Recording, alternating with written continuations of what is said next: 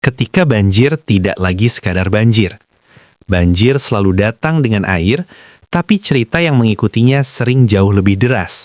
Di Indonesia, setiap banjir besar hampir selalu diikuti satu pertanyaan yang sama. Siapa yang salah? Dalam hitungan jam, publik diarahkan pada jawaban yang terdengar tegas. Kelapa sawit, tambang nikel, atau batu bara. Seolah bencana yang kompleks bisa diringkas menjadi satu tersangka. Padahal, jika kita menoleh ke negara lain di Asia Tenggara, pola ceritanya berbeda. Malaysia, Thailand, Vietnam, hingga Filipina juga mengalami banjir besar dengan skala kerusakan yang serupa, bahkan lebih parah. Namun di sana, narasi dominan yang muncul bukan menyalahkan satu sektor ekonomi, melainkan membahas curah hujan ekstrim, monsun, dan perubahan iklim regional. Disinilah pertanyaan kritis muncul. Apakah banjir di Indonesia memang berbeda secara ilmiah, ataukah yang berbeda hanyalah cara kita menceritakannya? Bab ini bukan untuk membela siapapun, melainkan mengajak kita menunda kesimpulan dan mulai melihat banjir sebagai peristiwa yang lebih rumit dari sekadar mencari kambing hitam. Referensi, World Meteorological Organization atau WMO, Laporan Cuaca Ekstrim Asia Tenggara. Reuters, Liputan Banjir Regional Asia. UN Office for Disaster Risk Reduction atau UNDRR. Kecenderungan manusia menyukai jawaban sederhana. Otak manusia secara alami tidak menyukai ketidakpastian. Saat bencana terjadi, kita ingin jawaban yang cepat, jelas, dan tegas. Inilah sebabnya narasi penyebab tunggal terasa nyaman. Sawit, tambang, atau satu industri tertentu menjadi simbol yang mudah dipahami, meskipun realitas di lapangan jauh lebih rumit. Masalahnya, banjir bukan peristiwa satu variabel. Ia adalah hasil interaksi antara curah hujan, kondisi tanah, sungai, tata kota, drainase, dan aktivitas manusia.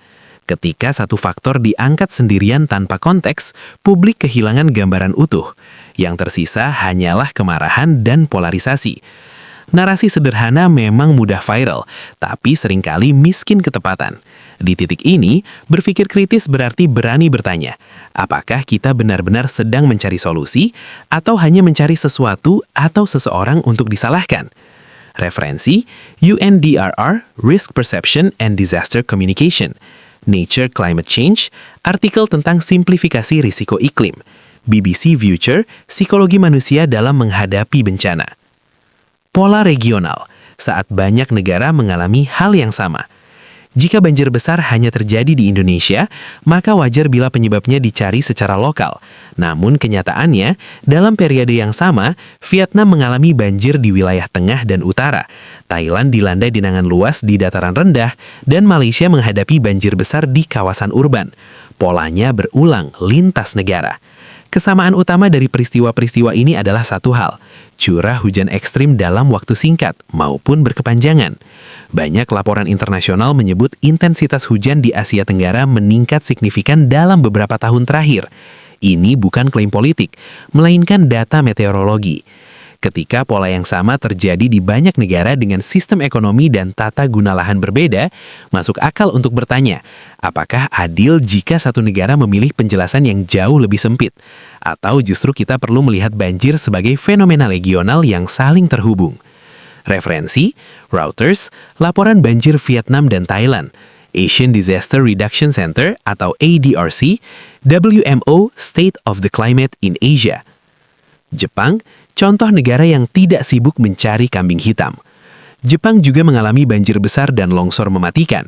Namun menariknya, media dan pemerintah Jepang jarang sekali menyalahkan satu sektor industri sebagai biang keladi. Narasi yang muncul konsisten, hujan ekstrim, sistem atmosfer, dan perubahan iklim yang memperkuat intensitas cuaca. Badan Meteorologi Jepang secara terbuka merilis data curah hujan, rekor intensitas, dan peta wilayah terdampak. Diskusi publik diarahkan pada kesiapsiagaan, mitigasi, dan adaptasi, bukan pada pencarian musuh bersama. Perdebatan tetap ada, tapi berbasis data, bukan emosi. Perbandingan ini bukan untuk mengagungkan Jepang, melainkan menunjukkan bahwa pendekatan narasi sangat mempengaruhi respon publik.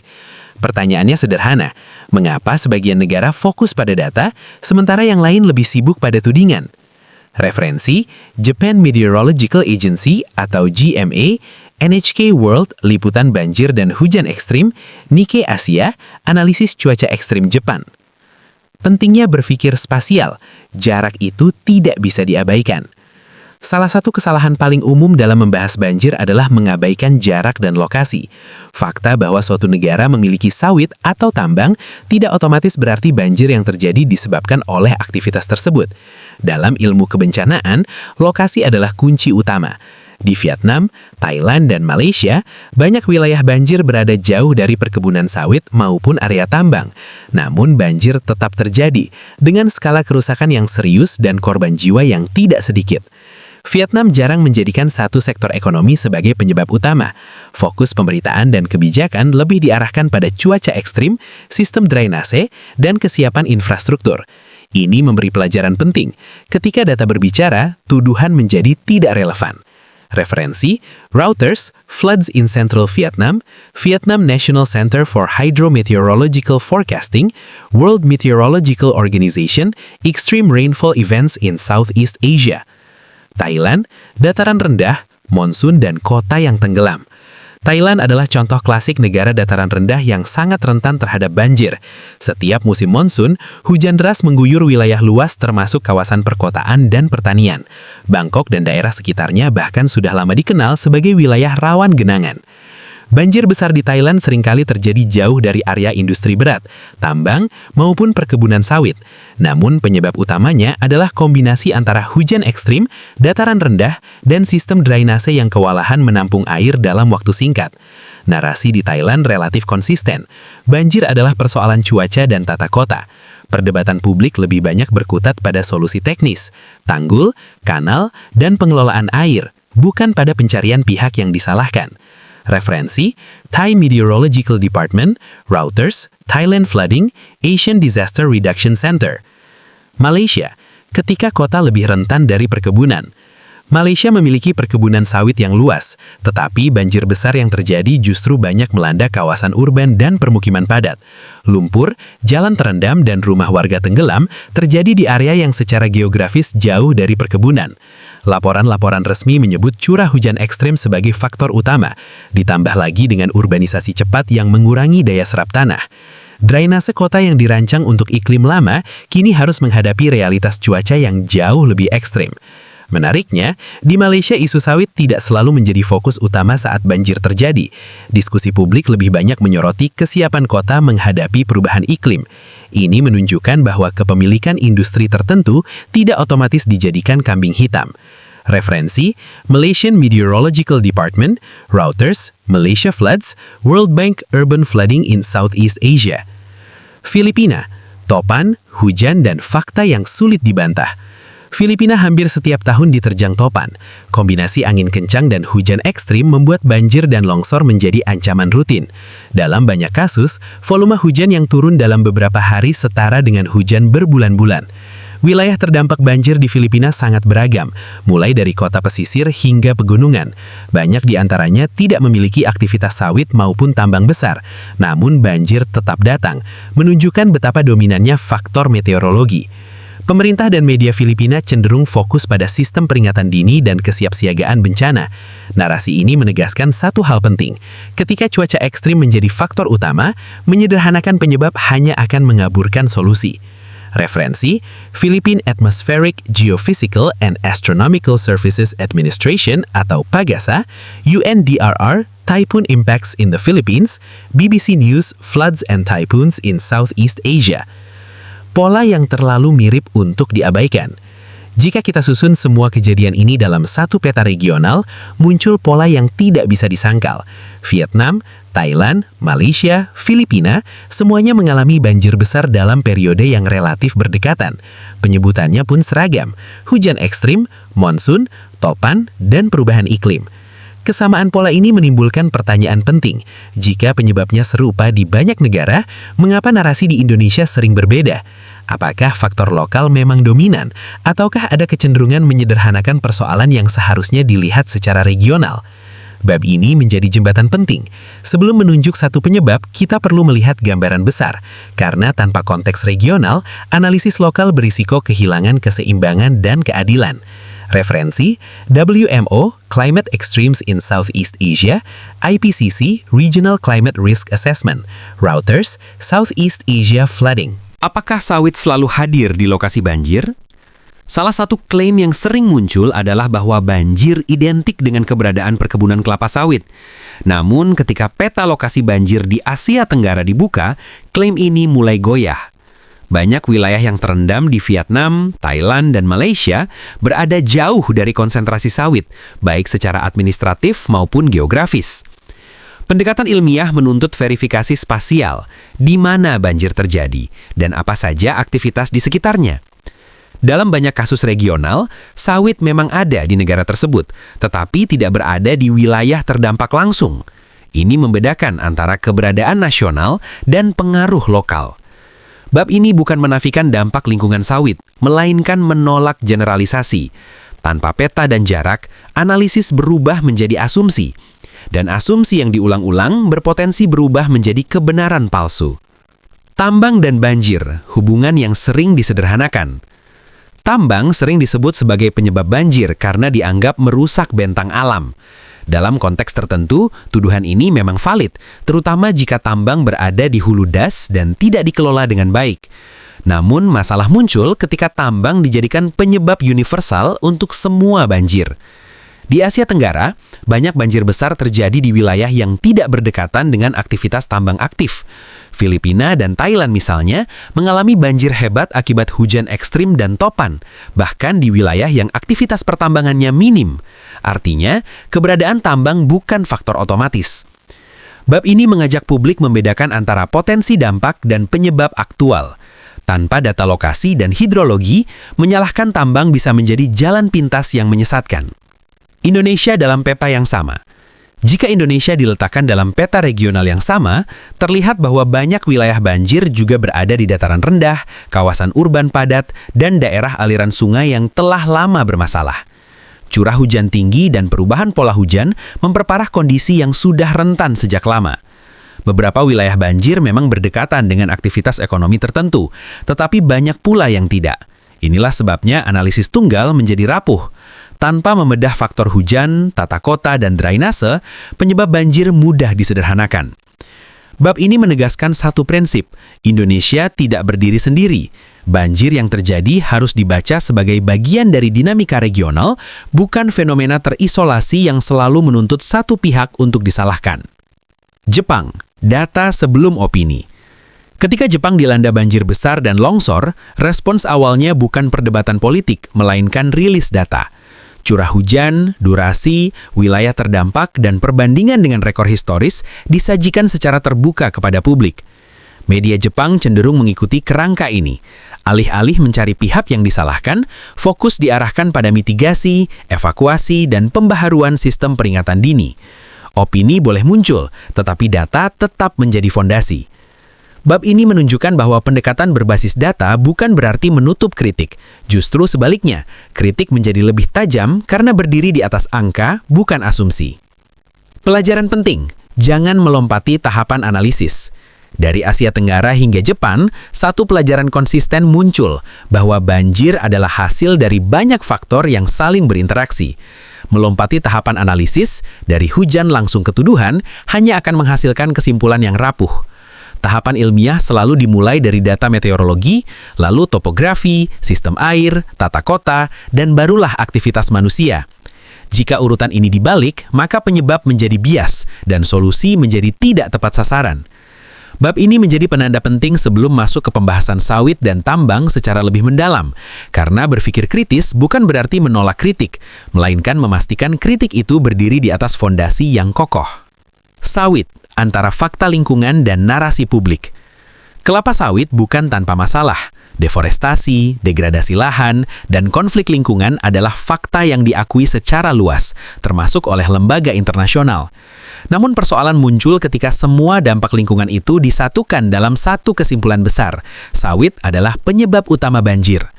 Secara ilmiah, dampak sawit terhadap banjir sangat bergantung pada lokasi, pengelolaan, dan skala. Perkebunan di daerah dataran rendah dengan tata air baik memiliki dampak yang berbeda dengan perkebunan di hulu das tanpa pengendalian limpasan. Menyamakan semuanya berarti mengabaikan variasi yang krusial. Bab ini menegaskan perbedaan antara kritik berbasis data dan narasi simbolik. Sawit bisa berdampak, tetapi tidak otomatis menjadi penyebab setiap banjir yang terjadi di satu negara. Ketika sawit dijadikan simbol masalah yang lebih besar, dalam banyak perdebatan publik, sawit sering berfungsi bukan sebagai variabel teknis, melainkan sebagai simbol. Ia mewakili kemarahan terhadap kerusakan lingkungan, ketimpangan ekonomi, dan konflik lahan yang sudah lama menumpuk. Banjir kemudian menjadi panggung tempat semua emosi itu dilepaskan. Masalahnya, simbol tidak selalu akurat sebagai alat analisis. Ketika sawit dijadikan representasi tunggal dari krisis lingkungan, faktor lain seperti perubahan iklim, urbanisasi, dan kegagalan tata kelola air menjadi kabur. Publik puas karena ada pihak yang disalahkan, tetapi solusi menjadi semakin jauh. Bab ini mengajak membedakan antara makna simbolik dan hubungan kausal. Keduanya tidak selalu berjalan beriringan, dan mencampurkannya berisiko menyesatkan kebijakan publik. Tambang, dampak nyata yang tidak selalu universal. Pertambangan memiliki potensi dampak besar terhadap lingkungan, terutama jika berada di wilayah sensitif seperti hulu sungai. Dalam kasus tertentu, tambang memang terbukti memperparah banjir dan sedimentasi. Fakta ini tidak bisa diabaikan. Namun, menjadikan tambang sebagai penyebab utama semua banjir juga merupakan kekeliruan. Banyak banjir besar di Asia Tenggara terjadi di wilayah tanpa aktivitas tambang signifikan. Di kasus-kasus ini, faktor cuaca ekstrim dan tata ruang lebih dominan daripada aktivitas ekstraktif. Bab ini menekankan pentingnya analisis kasus per kasus. Tanpa itu, kritik terhadap tambang berisiko berubah dari kontrol lingkungan menjadi stigma. Jarak, skala, dan kesalahan generalisasi. Salah satu kesalahan paling sering dalam diskusi banjir adalah mengabaikan jarak. Fakta bahwa sebuah negara memiliki tambang atau sawit tidak otomatis berarti aktivitas itu mempengaruhi wilayah banjir yang berjarak puluhan hingga ratusan kilometer. Dalam ilmu kebencanaan, skala dan lokasi adalah variabel utama. Dampak lokal tidak bisa diekstrapolasi menjadi penyebab nasional tanpa data pendukung. Ketika jarak diabaikan, analisis berubah menjadi opini. Bab ini mengingatkan bahwa peta seringkali lebih jujur daripada narasi. Tanpa analisis spasial, kita hanya sedang menebak-nebak dengan keyakinan tinggi. Antara tanggung jawab dan kambing hitam. Mengkritik sawit dan tambang adalah bagian dari tanggung jawab publik, tetapi kritik kehilangan makna ketika berubah menjadi penyederhanaan. Ketika semua banjir diarahkan pada satu atau dua sektor, kita berhenti bertanya tentang sistem drainase, tata kota, dan kesiapan menghadapi cuaca ekstrim. Bahaya terbesar dari kambing hitam bukan hanya ketidakadilan, tetapi juga kegagalan belajar. Selama kita sibuk menunjuk, kita lupa membangun. Selama kita menyederhanakan, kita kehilangan peluang memperbaiki sistem yang rapuh. Bab ini menjadi penutup penting sebelum masuk ke pembahasan politik narasi, karena di titik inilah pertanyaan bergeser, siapa yang diuntungkan ketika masalah kompleks dipersempit. Apakah sawit selalu hadir di lokasi banjir? Salah satu klaim yang sering muncul adalah bahwa banjir identik dengan keberadaan perkebunan kelapa sawit. Namun ketika peta lokasi banjir di Asia Tenggara dibuka, klaim ini mulai goyah. Banyak wilayah yang terendam di Vietnam, Thailand, dan Malaysia berada jauh dari konsentrasi sawit, baik secara administratif maupun geografis. Pendekatan ilmiah menuntut verifikasi spasial, di mana banjir terjadi, dan apa saja aktivitas di sekitarnya. Dalam banyak kasus regional, sawit memang ada di negara tersebut, tetapi tidak berada di wilayah terdampak langsung. Ini membedakan antara keberadaan nasional dan pengaruh lokal. Bab ini bukan menafikan dampak lingkungan sawit, melainkan menolak generalisasi. Tanpa peta dan jarak, analisis berubah menjadi asumsi. Dan asumsi yang diulang-ulang berpotensi berubah menjadi kebenaran palsu. Tambang dan banjir, hubungan yang sering disederhanakan. Tambang sering disebut sebagai penyebab banjir karena dianggap merusak bentang alam. Dalam konteks tertentu, tuduhan ini memang valid, terutama jika tambang berada di hulu das dan tidak dikelola dengan baik. Namun, masalah muncul ketika tambang dijadikan penyebab universal untuk semua banjir. Di Asia Tenggara, banyak banjir besar terjadi di wilayah yang tidak berdekatan dengan aktivitas tambang aktif. Filipina dan Thailand misalnya mengalami banjir hebat akibat hujan ekstrim dan topan, bahkan di wilayah yang aktivitas pertambangannya minim. Artinya, keberadaan tambang bukan faktor otomatis. Bab ini mengajak publik membedakan antara potensi dampak dan penyebab aktual. Tanpa data lokasi dan hidrologi, menyalahkan tambang bisa menjadi jalan pintas yang menyesatkan. Indonesia dalam peta yang sama. Jika Indonesia diletakkan dalam peta regional yang sama, terlihat bahwa banyak wilayah banjir juga berada di dataran rendah, kawasan urban padat, dan daerah aliran sungai yang telah lama bermasalah. Curah hujan tinggi dan perubahan pola hujan memperparah kondisi yang sudah rentan sejak lama. Beberapa wilayah banjir memang berdekatan dengan aktivitas ekonomi tertentu, tetapi banyak pula yang tidak. Inilah sebabnya analisis tunggal menjadi rapuh. Tanpa membedah faktor hujan, tata kota, dan drainase, penyebab banjir mudah disederhanakan. Bab ini menegaskan satu prinsip, Indonesia tidak berdiri sendiri.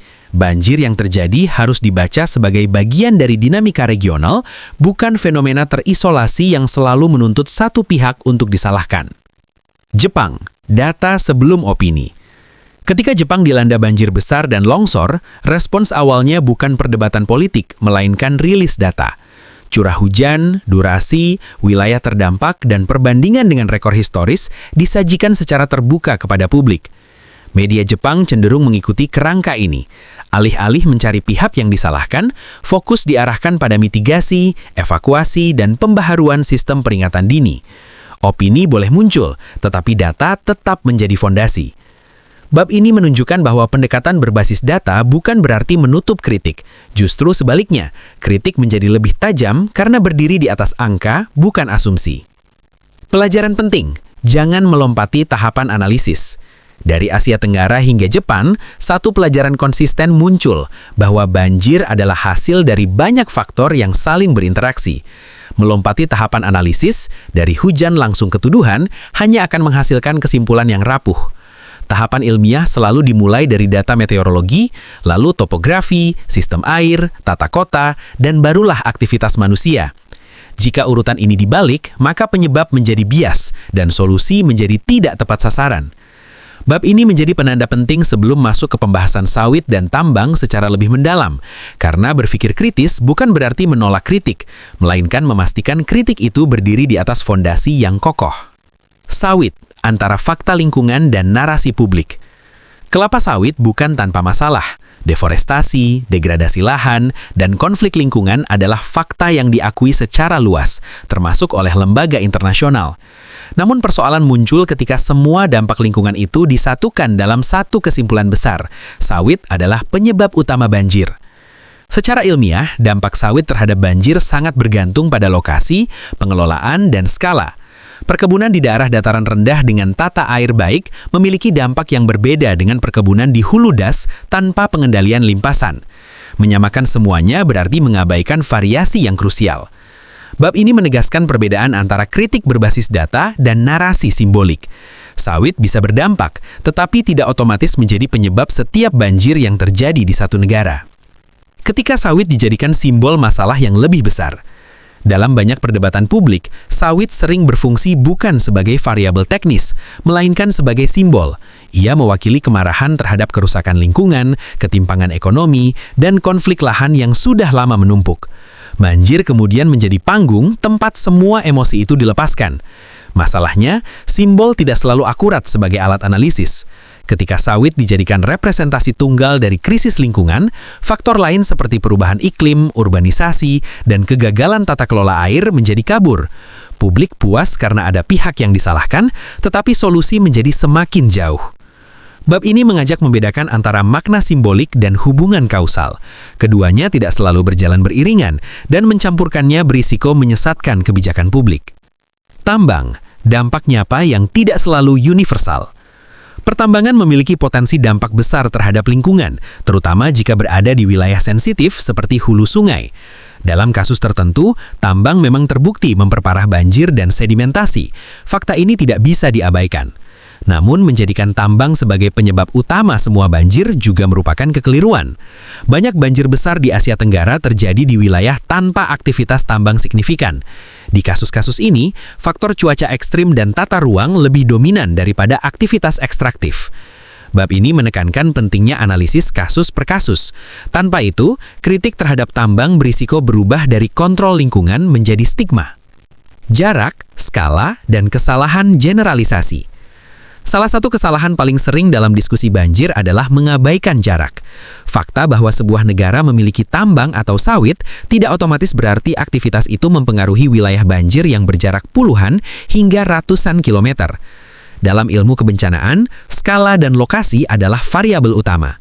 Dampak lokal tidak bisa diekstrapolasi menjadi penyebab nasional tanpa data pendukung. Ketika jarak diabaikan, analisis berubah menjadi opini. Bab ini mengingatkan bahwa peta seringkali lebih jujur daripada narasi. Tanpa analisis spasial, kita hanya sedang menebak-nebak dengan keyakinan tinggi. Antara tanggung jawab dan kambing hitam. Mengkritik sawit dan tambang adalah bagian dari tanggung jawab publik, tetapi kritik kehilangan makna ketika berubah menjadi penyederhanaan. Ketika semua banjir diarahkan pada satu atau dua sektor, kita berhenti bertanya tentang sistem drainase, tata kota, dan kesiapan menghadapi cuaca ekstrim. Bahaya terbesar dari kambing hitam bukan hanya ketidakadilan, tetapi juga kegagalan belajar. Selama kita sibuk menunjuk, kita lupa membangun. Selama kita menyederhanakan, kita kehilangan peluang memperbaiki sistem yang rapuh. Bab ini menjadi penutup penting sebelum masuk ke pembahasan politik narasi, karena di titik inilah pertanyaan bergeser, siapa yang diuntungkan ketika masalah kompleks dipersempit.